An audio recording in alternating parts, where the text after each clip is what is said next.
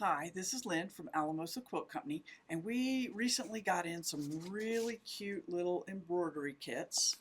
Um, Lots of fun ones. Cat and dog, Highland cow, a little heart. There's a little sewing book. There's a needle book. I ordered a llama. A rabbit and things like that. We don't have those yet. We've sold out and reordered, and they're not here yet. But a lot of these they're just very basic. Nothing fancy. You get everything you need. I mean everything you need in this kit except scissors. That's all you have to add. If it requires stuffing, there's stuffing inside. If it has a button, the button's in there. All the thread, all the fabric, the directions, everything you need except scissors is in these little things. They're super fun to do.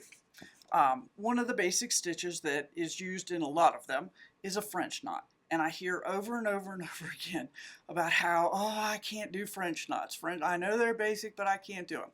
So let me just show you. It is very basic. You do need to practice, okay?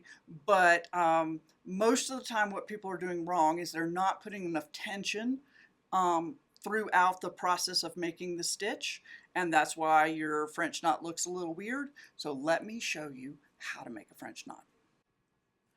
Okay, so what do you need? You need some thread, you need a needle. Now I'm using a chenille needle because that's the one that I like to do, but a lot of people recommend using a milliner's needle, or this is a bullion needle. So the difference between these two, a milliner's needle and bullion needle, whatever, we'll just call this a milliner's needle because it kind of is do you see how on this one over here, the chenille needle, how the needle is not the same diameter all the way up, okay? It is narrow at the point, and then it gets fatter up here at the eye so you can get the thread through. Okay, but the problem with this is some of these, if the eye is really fat, it's hard to pull it through. In comes the milliner's needle, and or this one is a bullion needle. So the point, it does narrow down at the point just slightly, but it's the same diameter all the way up the shaft. And you can feel that. I think you can probably see it as well. So it makes it easier to pull it through. The thing I don't like about these milliner's needles is they're kind of long, and I'm really cheap, and so when you get down to the last little bit of thread, if your needle's too long, you can't easily make more French knots. But this is the way you do it. So thread your needle, knot it off, okay, and come up wherever you want to put your French knot, okay. Then wrap the thread around the needle however many times you're going to do. I'm going to do 3. It doesn't matter if you go clockwise or counterclockwise. Just pick one. Do it the same way every single time. All right? Don't do some clockwise and some counterclockwise. Do them all the same.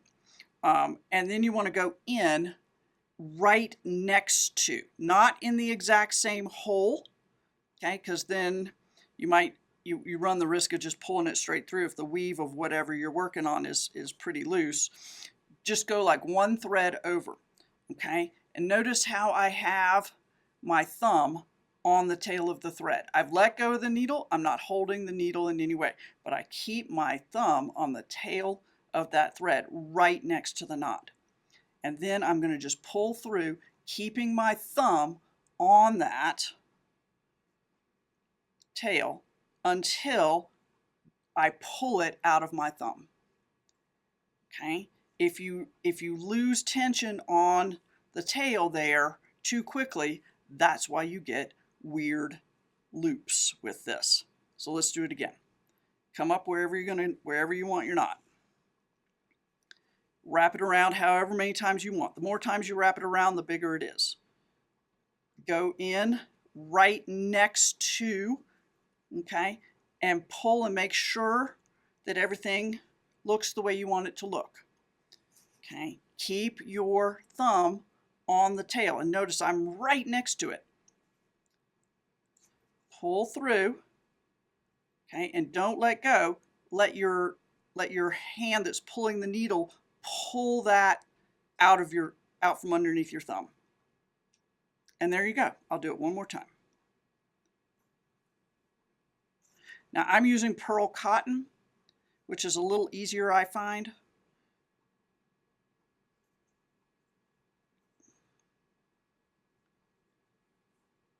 Because if you use stranded floss, you know, you get that one, oh, here, there we go. Okay? So, like I said, I like to use pearl cotton because if you use stranded floss, you always got that one strand that has a mind of its own and it gets loopy, and then you got to figure out which one and fix it and stuff like that, and that's just frustrating. I don't like to do that. So I prefer to use a pearl cotton, but you know, 6-stranded floss will work too. 2 strands, 3 strands, 5 strands, 6 strands, whatever you want to do. It's the same technique, doesn't matter. So you have to practice, okay, just like everything, but that's how you make a French knot.